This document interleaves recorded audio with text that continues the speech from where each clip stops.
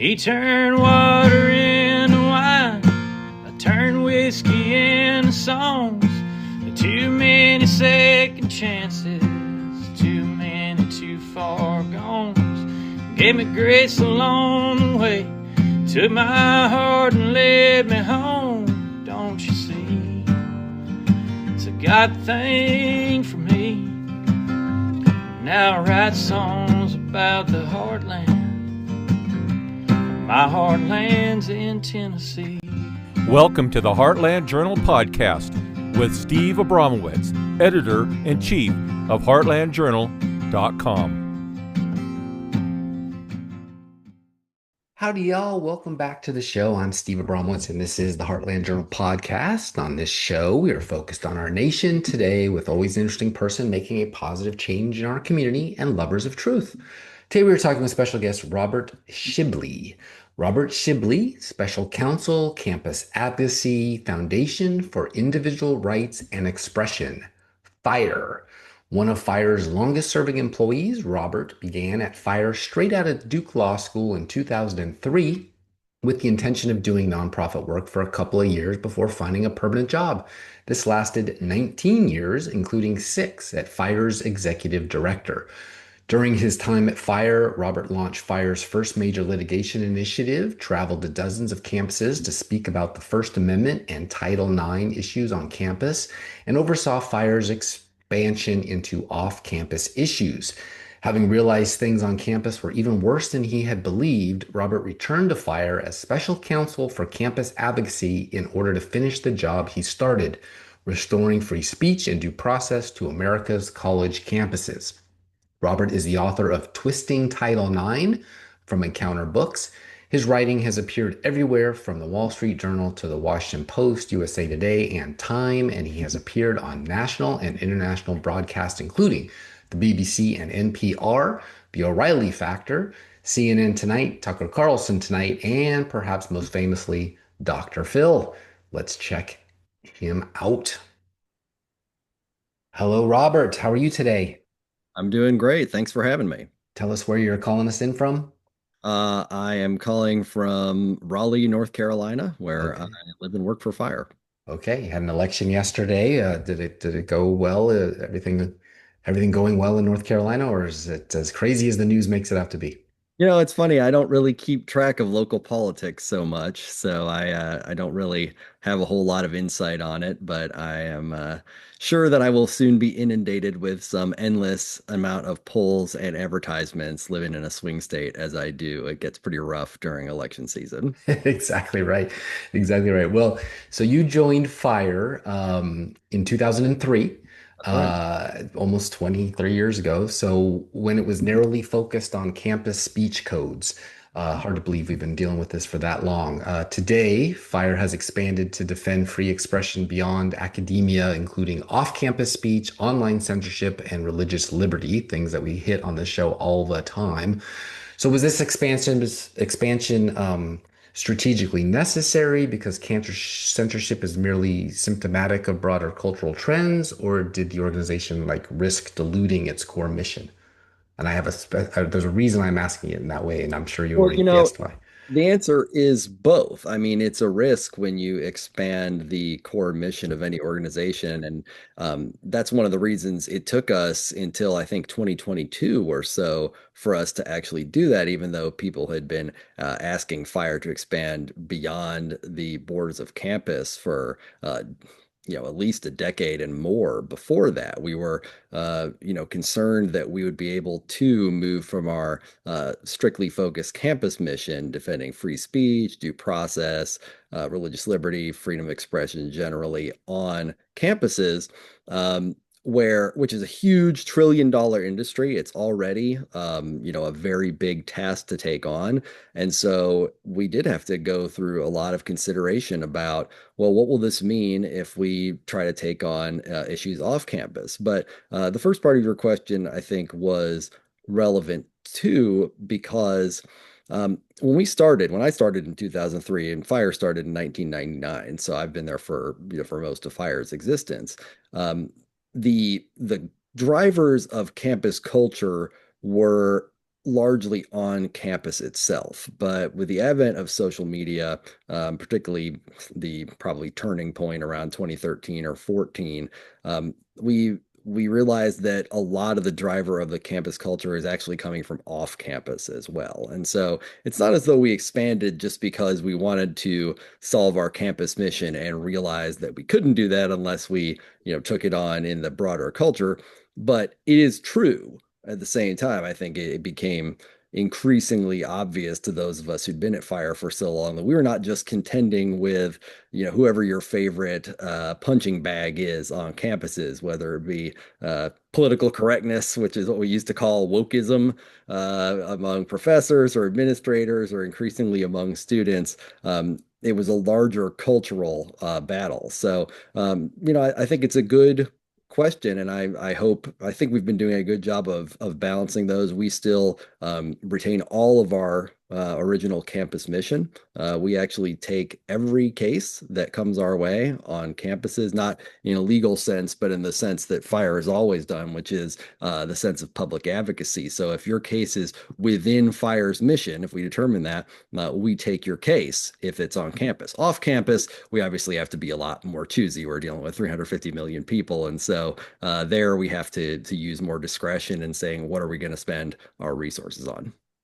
So, Southern Poverty Law Center, SPLC, you had to run into them over those many 20 years. What's your thoughts on them actually indicted for doing what they say the country was doing, but wasn't? Well, I guess it remains to be seen what will come in the indictment. One thing as an attorney and who sort of ended up on the defense side of the bar for all practical purposes is that you can be indicted for just about anything. The joke is that a grand jury can indict a ham sandwich, and you can be accused of anything. Proving it is something different. We actually didn't have over the years many run-ins with the SPLC. We were never put on their list or anything like that. Obviously, Wow. we're aware of their lists and their work, et cetera, but much bigger organization, of course, older than Fire and more wealthy. But one thing so I was executive director of Fire for many years. I'm special counsel now after a break I took to do some private practice. But you really do have to dot all the I's and cross all the T's when you're running a nonprofit organization. And that takes a lot of time and effort. And there are real risks if you don't do that properly. And just from reading the indictment, that may well be what happened in this case. So I guess it'll remain to be seen. Okay.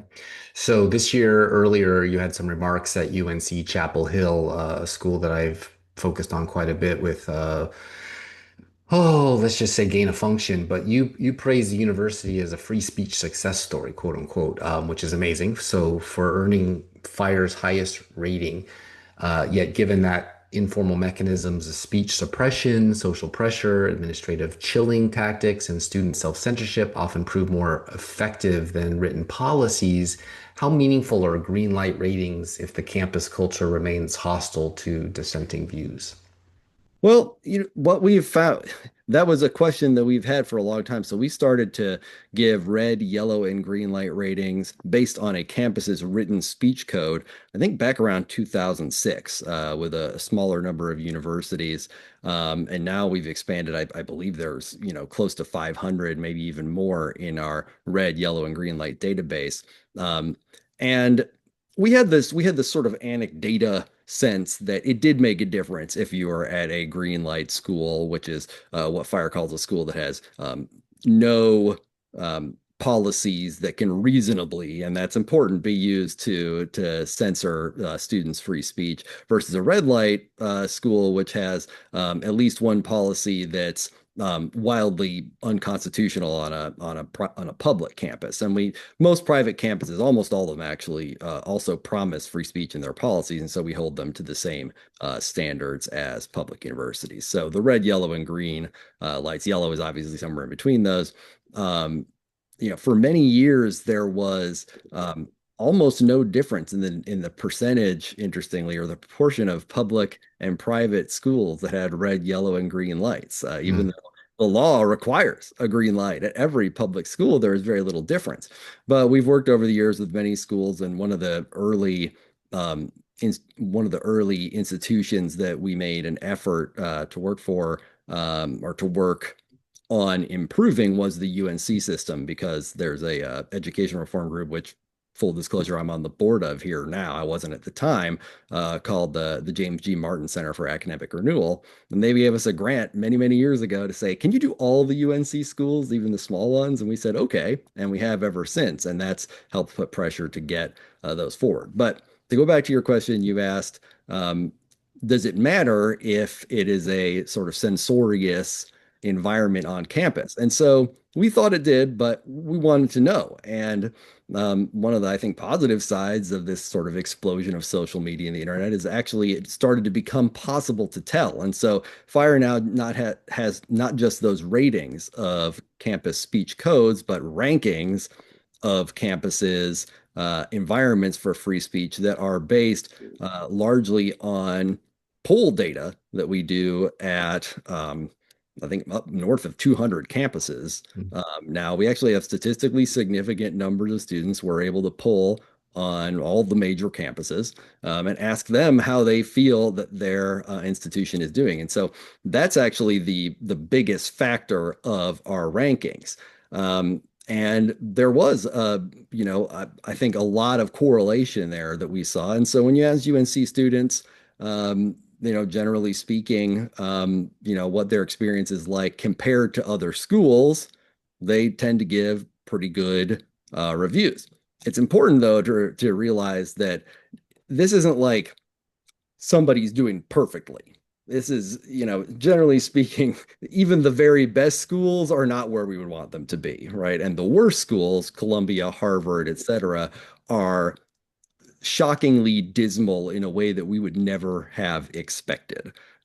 So there's still a lot of work to be done. There's that attitudinal work to be done, but that is happening. What would you account for some of the shocking red lights that just don't really want to behave and become green lights in your view? Is there something in particular? Did the hiring practices of administrators or new presidents come along and make it so? Or what do you think was the if green light is what they're shooting for, why do you think they're still red?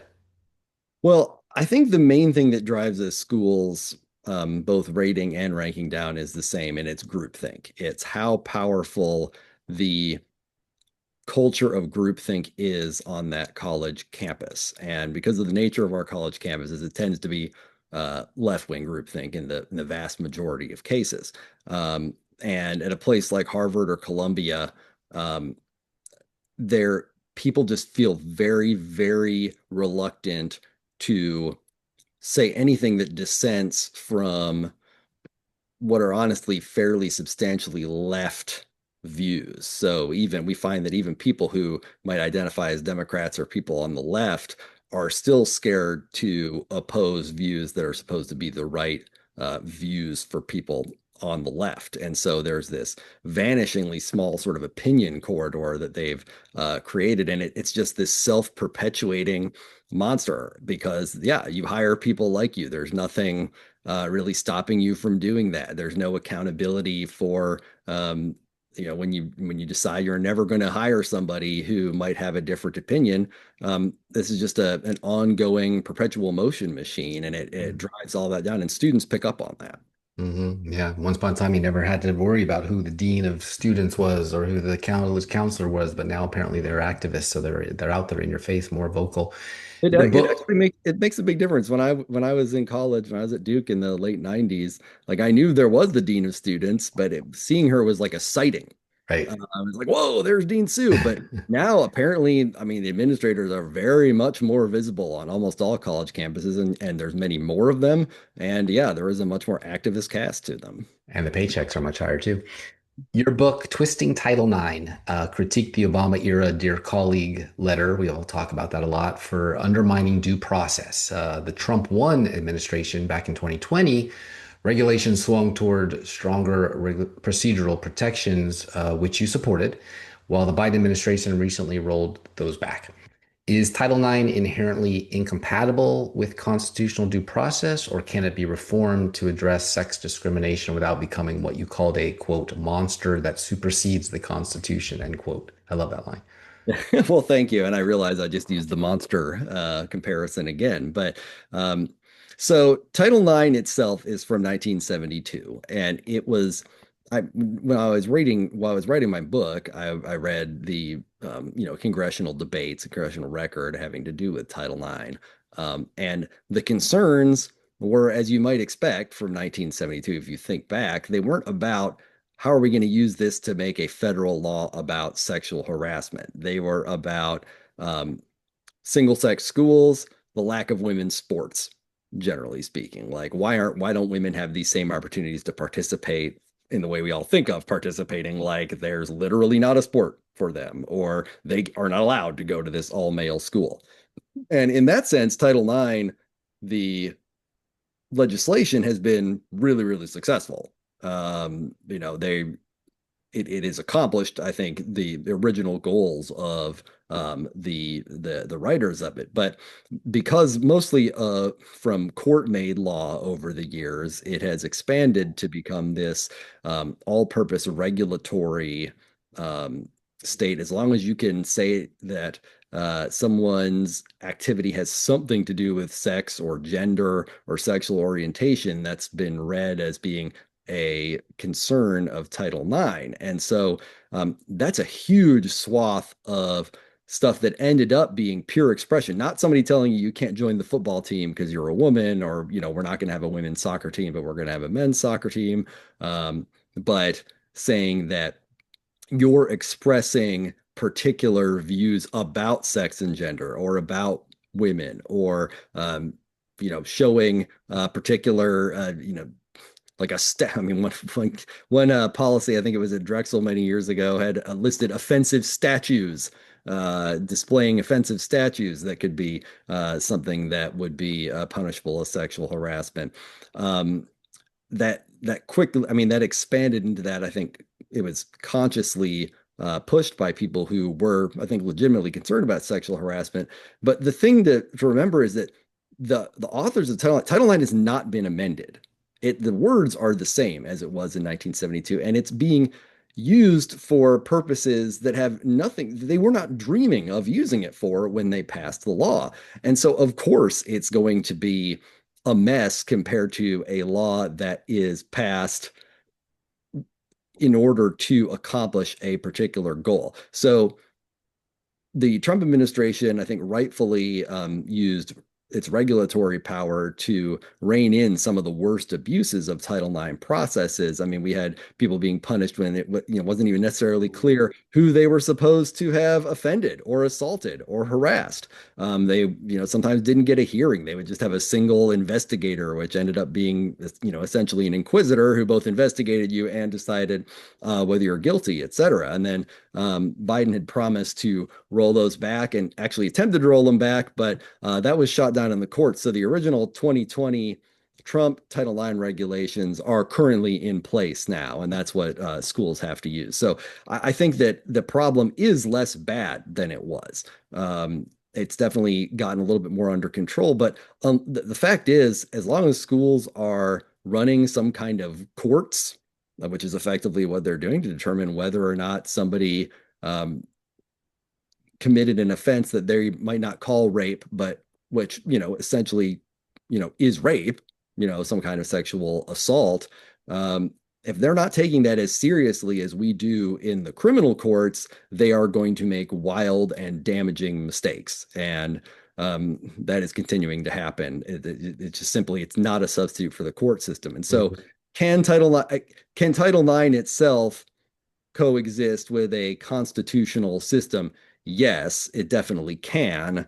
The way it has been put into action, it didn't, and currently still does not, although to a less extreme extent. Yeah, they're just torturing the legalese is what I see. In your 2018 Vox response, you acknowledge that professors face discipline for left-wing views too, not just conservative speech. Yet Fire's most publicized cases, I think, often involve conservative or contrarian speakers. Does this reflect a genuine asymmetry in how speech codes are applied, or is it a function of which cases generate media attention, and how should fire like balance representing clients against the optics of ideological bias, like that you only help conservatives, you're not there for liberals, or vice versa? Well, it does. I mean, we've done plenty of study and research, and it definitely does over fire's existence. I mean, you're definitely much more likely to get punished for things that code is conservative than you are for things that are liberal. Now, I'm not sure if you can find it to the last couple of years that would actually be true anymore. After the October 7th attack on Israel by Hamas and um, the Charlie Kirk assassination, we've seen a huge sort of increase in um, people who code as on the right, whether or not they are, but who we think of as people being motivated on the right to say, hey, I demand that this person who said, "I'm glad Charlie Kirk is dead," be punished. When you're allowed to say that you're glad somebody is dead. I mean, the easiest way to figure that out is think about the most objectionable living person. Can you say, I think I'm glad, could you say, I'm glad Putin is dead? Vladimir Putin. If you can say that without punishment, you can say the same thing about Charlie Kirk. There's one rule for all of us, right? Um, and so it definitely, I think it's still generally safer on college campuses to be on the left, but because there's been such a push on the right to sort of settle the score in that sense, using the power of politics, increasingly it's not really safe anywhere. And that's not better. I mean, what our goal has been to make it so it's safe for everybody to express themselves, not so that everybody is equally afraid to express Yeah, themselves. and I've documented the 25, maybe 40-year pushing out of all conservative speakers. The fact that Victor Davis Hanson is still at the Harvard Institute or the Hoover Institute in Stanford is kind of a shocking thing, but he's like the last one left. They've really done away with that in the teachers' lounge, but now I've seen it with the students. I mean, we have a young man here and went to Vanderbilt, and he was ostracized for being in the Young Republicans, and so a lot of kids from high school and beyond, they don't even want to go to college anymore. They don't feel as if it's a welcoming environment for them. So good, they'll just go into blue collar jobs, I guess, go learn how to be a plumber and make six figures or something of that nature. But the universities seem to have really closed the doors on conservative or even libertarian thought in exchange for making sure that they have the hive mind, the woke comes in and they can talk to each other all day long. Yeah, I mean it's natural for a group that has very little viewpoint diversity to begin with to go into this kind of purity spiral where you keep going further and further towards this narrowing of what's going to be acceptable. And that has happened. It's happened with students, and I do think that probably admissions have something to do with that. I suspect that the folks in admissions have been up until recently, and probably in many cases still, doing some political litmus tests on students as far as they can. And of course, it's absolutely routine for that to happen with professors. And it's very difficult to defeat that because there's really nobody that we can rely on to determine who's going to be a good professor than the other professors. Like if you say, who's an expert? The only person you can really ask is an expert. You can't ask a non-expert because why would they know? So you Yeah. don't really have any alternative to the faculty's judgment. They're the best people for the job, but if they're not doing the job that they're supposed to be doing, and too many of them haven't been, we're in a situation where, yeah, it just spirals out of control. And eventually you lose so much of the faith of the American taxpayer, the American tuition paying public, et cetera, that now it's possible to politically attack universities in a way it never was before. One thing I think is important, people are on academia are, frankly, in full freak out mode over, Trump's move to defund colleges and universities, many of which don't where he didn't follow the law, like the actual prescribed methods for doing that.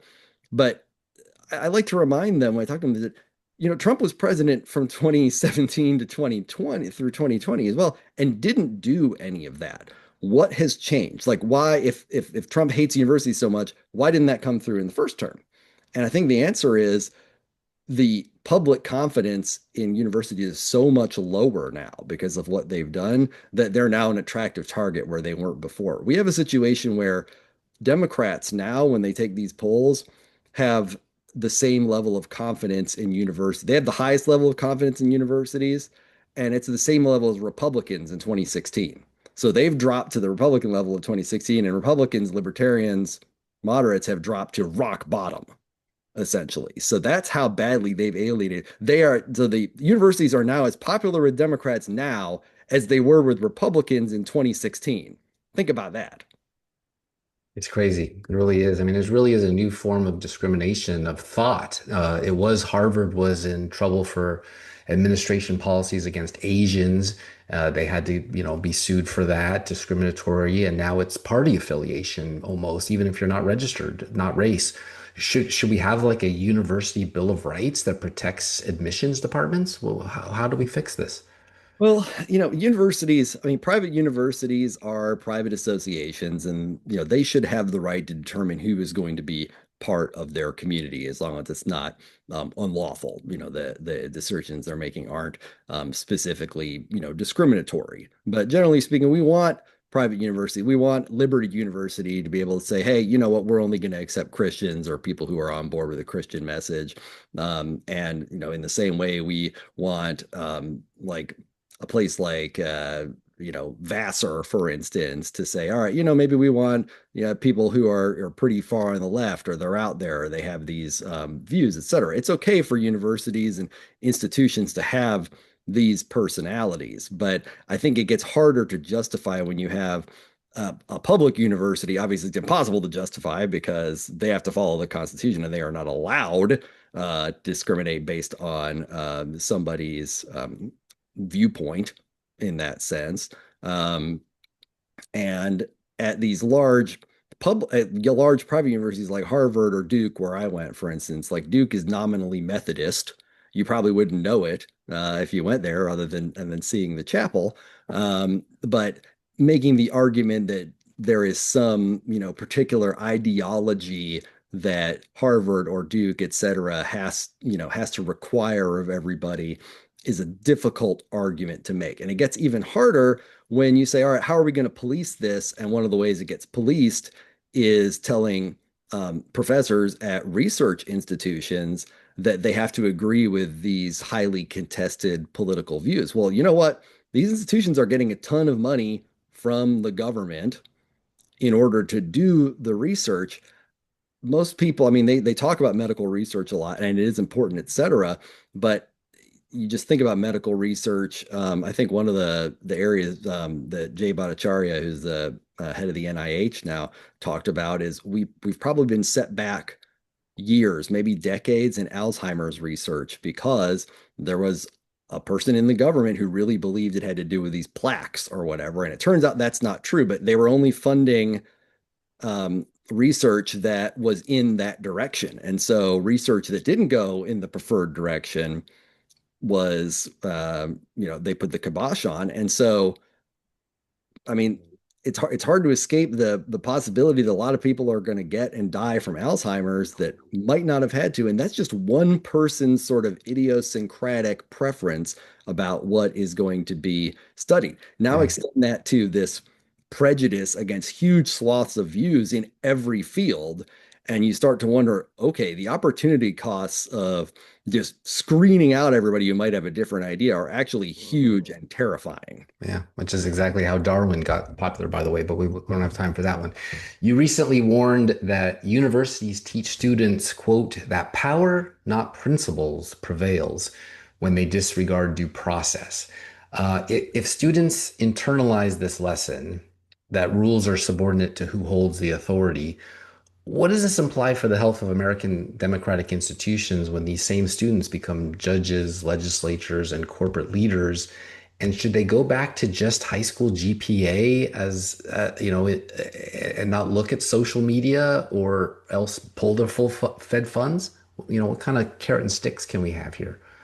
Well, okay, so teaching the lesson of, power gets its way regardless of what the rules say and what it promises you, are hugely destructive. There's zero reason to have any faith in the strength of democratic institutions or even the credibility of the rule of law when you see these students who we deal with every single day going through some nightmare kangaroo court where it literally doesn't matter what they did. They marshal all the evidence.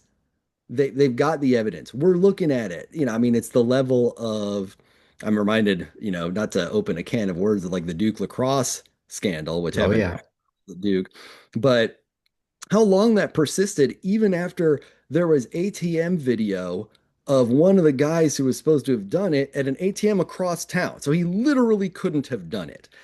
That kind of abuse is routine on college campuses. And so we're putting students who are, going out and they're thinking, this is how the people who run our most respected institutions um, feel free to act. And the obvious message is that that's how successful people act and that's how you get ahead. And that's not compatible. It might be compatible with a democratic strongman type of society, but it's not compatible with a liberal rule of law, a small L liberal rule of law society where it doesn't really matter what you feel about this person. The question is, did they actually do the crime? Did they actually do the thing? Are you treating them fairly as a person, regardless? And sending all these people out with this message that the most powerful and respected people on our society don't have to do that. And when you come and you say, hey, this is wrong, the emperor has no clothes, they just punish you anyway. Uh, I think it is horribly destructive. And I think we are starting to see the wages of that in our politics now. And what, the left and the right can both point to whatever they like, having to do with that. But it certainly does seem more prominent now than it did. Yeah. As for how It's very Soviet, it's very anti-constitutional, and it's very like a king, which is ironic since they keep spawning out these no kings rallies, isn't it? So you Well, yeah, I mean, began. I think it's more like it reminds me more of the Latin American democracies where you go from one strong man of one side to the other because the lesson has been administered that it's really only power that makes a difference. It's not you, there's nobody you can appeal to who is actually going to say, all right, I get it. Everybody hates this guy, but we are still going to follow the law here. You think of like the Supreme Court, you know, coming, well, not coming to the defense of, but agreeing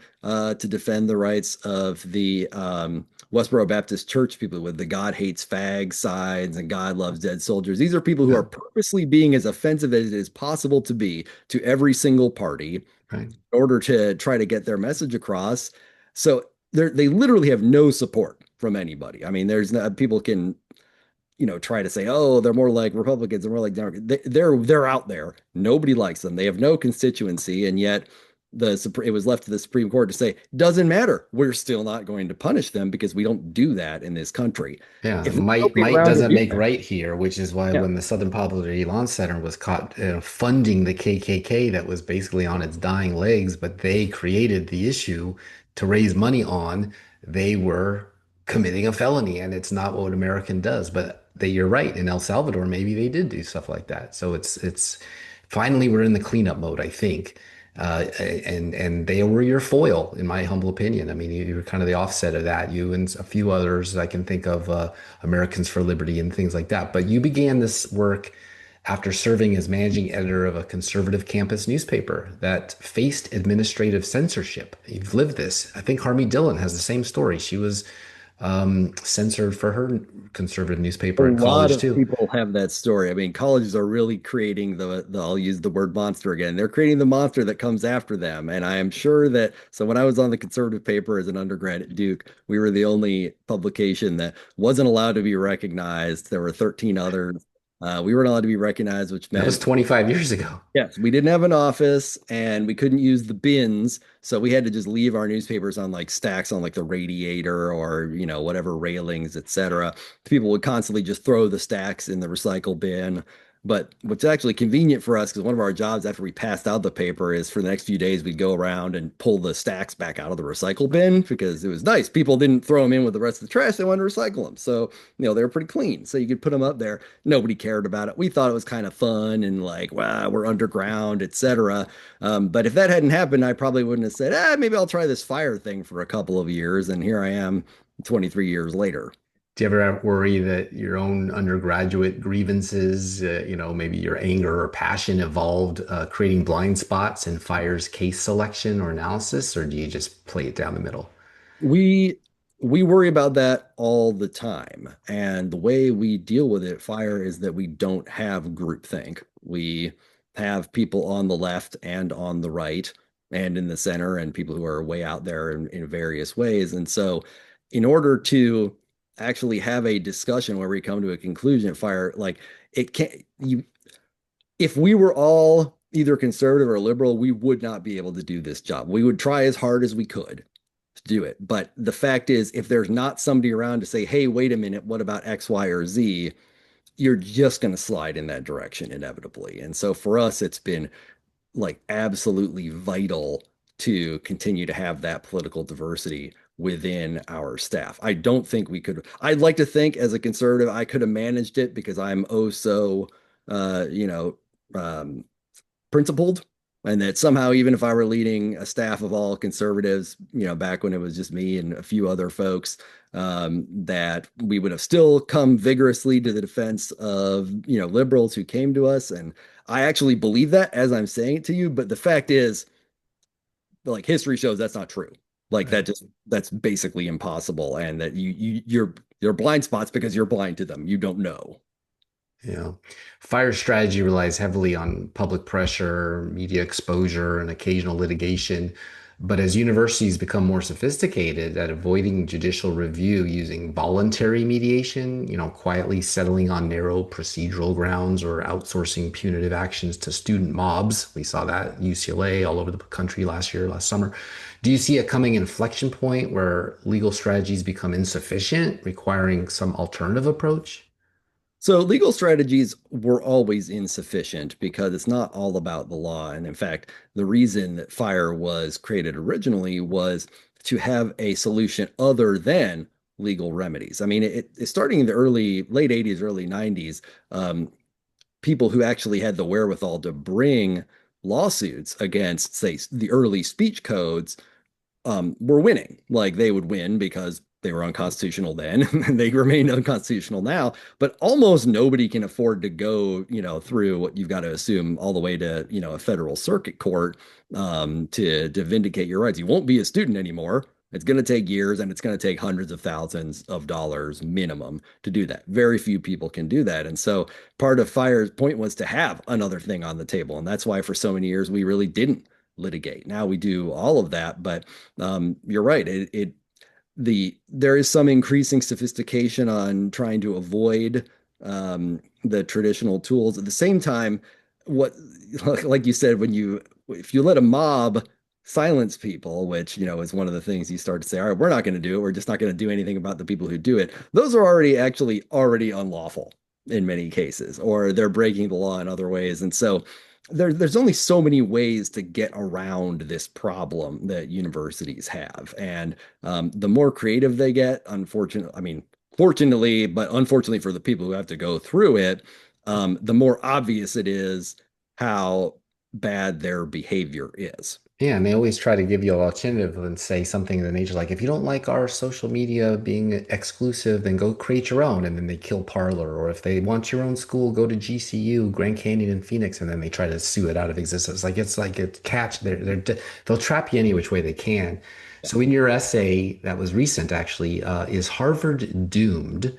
You suggested that legal correctness doesn't guarantee victory against political pressure. Given Harvard's resources and prestige, at least until they fired their president for plagiarism, didn't fire her. Actually, they just moved her off into a different high-paying job on campus. If even they capitulate rather than fight, what hope exists for smaller institutions with financial means like a Hillsdale? Does the competitive hierarchy of higher education make principled resistance structurally impossible for most schools? It makes it difficult. Um, difficult less in the sense that, like, almost any normal size university could sustain a federal lawsuit all the way through to the Supreme Court without, too much. I mean, it's a lot of money, but it's not a lot of money to a state university or, even a medium-sized private university compared to what they're used to spending on the other thing. It's actually not that resource that's missing. It's what they're going to see is the opportunity cost of fighting it. And I think that's where you get a difference where Harvard is prestigious and wealthy enough that they can absorb the opportunity cost of really going hammer and tongs against, what they see as the illegal moves of the Trump administration in a way that it would be hard to justify at a smaller university, even if they could still succeed. Because nobody wants to stick their neck out for this stuff. And so it's interesting. They're now in the same universities are in the same position vis-a-vis the government that students and professors who are dissenters have always been vis-a-vis universities, which is that like, yeah, you can win if you're willing to stick your neck out, but the you stick your neck out is a really good way to get it chopped off, your head chopped off. It always comes And around. so Should their massive endowments be frozen until behavior improves? Well, I think that would be a tough one since that's, that would just be theft for the most part. I mean, that's private money. It's not the government's money. And so I'm conservative enough to say, no, we're not going, just going to go around and take people's money. But But one there thing, are significant dollars like NIH funds and and you that's know, the thing is that the government has a lot more leeway in the areas of these funding mechanisms to pull funding, to reroute funding than you might think. In fact, probably more than I am comfortable with just as a sort of conservative libertarian tendencies. Like a lot of federal contracts say like we can cancel this if it's convenient for the government. I mean, why agreeing to that contract is probably not that great an idea. I mean, you're just counting on the government, the people in the government to always think it's convenient. But if that's true, then I mean, you've got yourself in a position where you better not be doing anything a little out there because the power of politics is what it is. And the fact that that had always been okay, I mean, maybe you shouldn't accept money on that basis. And maybe the government shouldn't be giving money on that basis. But there has to be this sort of market signal from both sides saying, no, we're only, if the government really thinks that's important, maybe they're not going to find people to fund. And right. vice Plus, versa. there's a discriminatory aspect to that too, because if it's a historically black college, okay, you're discriminating against historically white colleges or whatever. Or if it's a Christian college like Liberty you mentioned earlier, then you're discriminating, and the government's not supposed to do that. This whole ridiculous church and state notion. So, just by the very nature of the government giving a grant to a university, you're immediately stepping into this winners and losers scenario. Yeah, there's no really good way to solve that problem other than everybody doing their best to be in good faith about it. And I think that's the thing is nobody believes the other side has good faith right Right. now. Well, especially when you get an administration like we just lived through, where they obviously change the words on everything. Like you said, they torture the Title IX and turn it into something it never was intended to be until the next administration comes around and says, we're not going to do that. So you're already into this discretionary prosecutorial discretion mindset where it's we'll enforce the laws we like and ignore the ones we don't. And it's like tennis back and Yeah, and forth. that's a very dangerous mindset. I understand the need for prosecutorial discretion, but boy, does it enable a lot of abuses that would not be enabled if everybody just had to live with the consequences of the law the way they wrote it. Yeah. Then maybe they would write fewer laws or better ones. Yeah, and that's where we're way past that shark jumping stage. So for sure. So you advocate for both free speech rights and due process protections, principles that sometimes we collide. That's what we're talking about. When a student group uses speech rights to demand suppression of another group, for example, the BDS activists demanding university divestment from Israel, citing compelled speech, or when Title IX procedures chill the classroom discussion on sensitive topics. How do you prioritize between these constitutional values?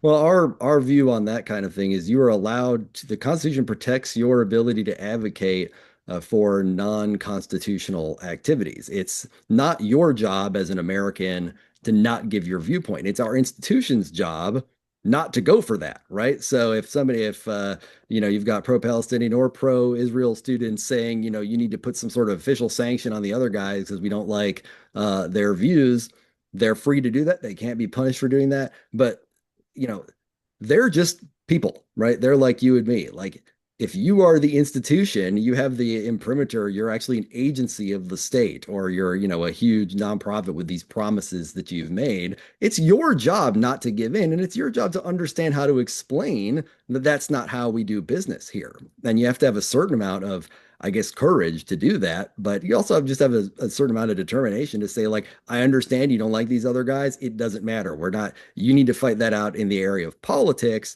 not the area of, using the law as a hammer against your enemies. Hmm. Like try persuading people instead of forcing them. Yes, the Socratic method. We ask questions and get answers and look deeper. With the rise of AI, content moderation, DEI, administrative bureaucracies, that we went through the cheating scandals. You mentioned the Duke lacrosse sort of, I don't know what you want to call that, a kangaroo court, and political polarization extending into now K through 12 education. Where should fire focus its resources over the next decade? Ooh, well, I work in the campus area, so I'm glad that I'm no longer in charge of deciding that. It's a little bit more fun being able to do that than doing personnel management all the time. But I think we are increasingly spending resources trying to figure out where this is going with the AI revolution slash apocalypse, and the good and the bad of those tools. So I think that is one area we're gonna have to stay ahead of. I guess the really seriously apocalyptic thing from a free speech civil libertarian perspective would be either the government using AI tools to more thoroughly do what was sort of happening during the COVID era, which was shutting down, going through and like really censoring people with outlying viewpoints. AI tools obviously make that, potentially totalitarianism even more thorough. But I think just as dangerous is the idea that people are going to control the responses of the AI itself. And so this idea that either the government or, there's going to be some oligopoly or monopoly of who can control the AI and then what outputs it can give. I mean, that's when you start to get to sort of the kind of sci-fi totalitarianism where, you're living in somebody else's world and you've been fooled into not even understanding that that's happening. So that nightmare is probably now much more possible than it would have been before. I think it's avoidable, but I think we are going to have to spend effort making sure it doesn't come true. Yeah, and I'm all for it in the science labs as long as it's for the greater good, but I'm very afraid of its abuse in the admissions departments because I don't want them going back to my kindergarten years, although there was nothing online, to say like he said it's not or something like that. Anyway, so could your organization eventually become obsolete if campus culture shifts organically, or will there always be a need for external watchdogs in educational institutions? It's interesting. When I started at Fire in 2003, our founders told me, because they were still, more involved then, that they thought this was going to be about a 10-year job from Fire's founding, and that surely universities would understand what they had done wrong and that we would be out of business. And they literally told me not to expect to have this be a lifetime job because we would win. Because come on, who wants this? Nobody wants this. Who's the constituency for this nightmare? No one. Well, they weren't right about that. There was some progress. Social media, I think, set it back in some ways. This inauguration of now we can all mob each other, across the world and across the country is a real problem. So I now probably I would like to see a smaller Fire, and we all say we would like Fire to not continue to grow forever. We want it to be. I would love it if we were just around for the watchdog. There's always going to be some malefactors out there, and if that's our job to watch them, I can live with that. But um, I've always been envious of there's a group that worked for a gay marriage. And I read a story years ago about them closing down because gay marriage had been accomplished And they're sitting here like figuring out, they're boxing up their stuff. They're like, well, we won. Let's Yeah. go home. And I always thought, I hope that can be me someday. Students for Life is another good example. They worked forever to get Roe versus Wade overturned. It was over, and Overturned. now they got other issues. So, and Yep. again, unlike SPLC, you didn't have to fake it. They really did embrace it, and your issues with them are true. Well, Robert, I want to thank you for your time, and God bless your mission to fight for those underdogs, mostly on the right, really just young people trying to think for themselves. Um, and it's in the law. They should be able to do that, and the universities need to knock it off, and so do the K through 12s. So tell our listeners where they can find out more about you and follow your social media. Yeah, you can follow us at the Fire Org on X/Twitter, and most other social media, but our website is just fire.org. And you can find out about all we do there. Awesome. All right. Well, it's good that you got that domain early because I'm We sure didn't that's actually, great. we didn't have it until recently. We were thefire.org for many years. Only recently did we finally get fire.org. So Nobody that's, figured that one out. Okay. Well, all right. Hopefully you didn't have to pay up for it. Well, I want to thanks again for coming on with us, and hang on, folks. I will be right back. thank you. Now I write songs about the heartland. My heartland's in Tennessee. Thanks for coming back. That is it for this episode. Thank you, Robert Shibley, for standing up for the women in America and the original intention of Title IX to even the playing field for women, not tip the scales back to men that think or say they are women and encroach on their sports, and worse, their safe spaces and God-given identity. Like science, making identity politics is a losing proposition and destroys rights, does not defend them. Thank you, Robert, for standing up. This is goodbye for now. I'm your host, Steve Abramowitz, editor-in-chief of HeartlandJournal.com. If you like what you hear, please subscribe and pass it around. We only grow with your help. And thanks for doing it. And we're still ad-free. Peace in our time and glory to God. What did the 2017 report tell you in terms of changes? Well, the headline takeaway from this year's report is that we're finally really making some serious headway against the very worst speech codes, red light speech codes. When we started doing this report back in, I believe it was 2006, might have been 2007, we found that 78 or 79% of colleges and universities, both public and private, had red light speech codes. As of this year, that's down to around 40%. Last year it was 50%, or 49.9. So it's down 10% in a year, by far the fastest fall in a year. And that's due to several factors. A lot of it fires work, and also due to the House Judiciary Chairman Bob Goodlatte from Georgia, who wrote a letter to the red light schools saying, it's time to fix your policies, and many of them did contact us to work on that. So it really is thanks to a concerted effort that these schools have seen, okay, there's a problem, we need to do something about it. That's right. And Fire is also, for the last 4 years, engaged in a focused litigation program to sue really the worst offenders here and start to move the incentives towards actually respecting free speech. Before that, given the incentives out there and then the sort of the political leanings of everyone involved, frankly, it made more sense on a rational level, if you take just principle out of it, to have these speech codes and to say, oh, well, this person said something bad, we're going to punish them. So we wanted to reorder the incentives so that the Constitution actually gets a little notice when they're making those decisions. On social media, an effort from the right to cancel those who have been outspoken on Charlie Kirk. In Colorado, there have been calls for state employee firings, for teachers and others who have posted anything negative about Kirk. Unfortunately, something we see after every tragedy like this is an effort to try to police the speech of the opposing side. Robert Shibley works with FIRE, the Foundation for Individual Rights and Expression.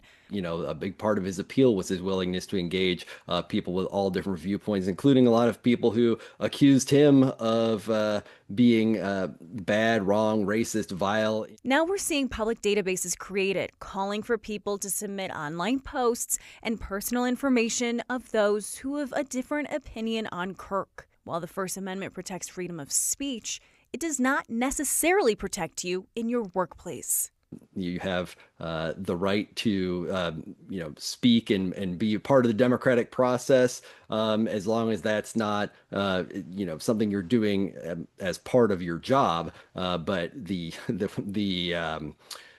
matter of trying to figure out what's part of your job is sort of where the rubber hits the road legally, and things get very complicated. The State Department also suggested recalling visas of those who've been outspoken about Kirk. If we are all going to live with equal justice under law, we have to be held to the same standards, and we can't simply pick and choose what we like to hear and what we don't. That can't be the way we decide whether or not you can have a livelihood in this country.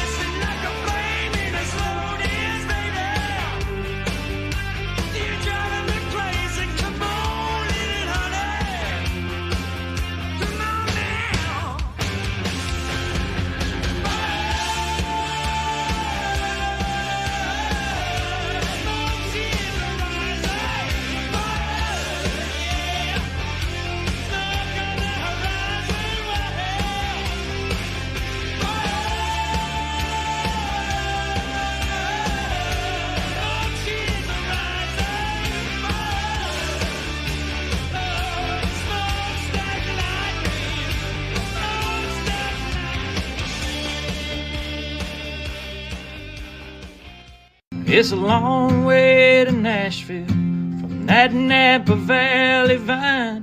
Put me on a road less traveled. Lord, now I know why. God knew I'd get there in His perfect time. Heartland Journal Podcast is the media property of heartlandjournal.com, where you can find news stories, commentary, and content serving the heartland of America. Any views or opinions represented on the podcast are personal and belong solely to the creator and do not represent those of the people, institutions, or organizations that the creator may or may not be associated with in professional or personal capacity unless explicitly stated. Now I write songs about the heartland. My heartland's in Tennessee.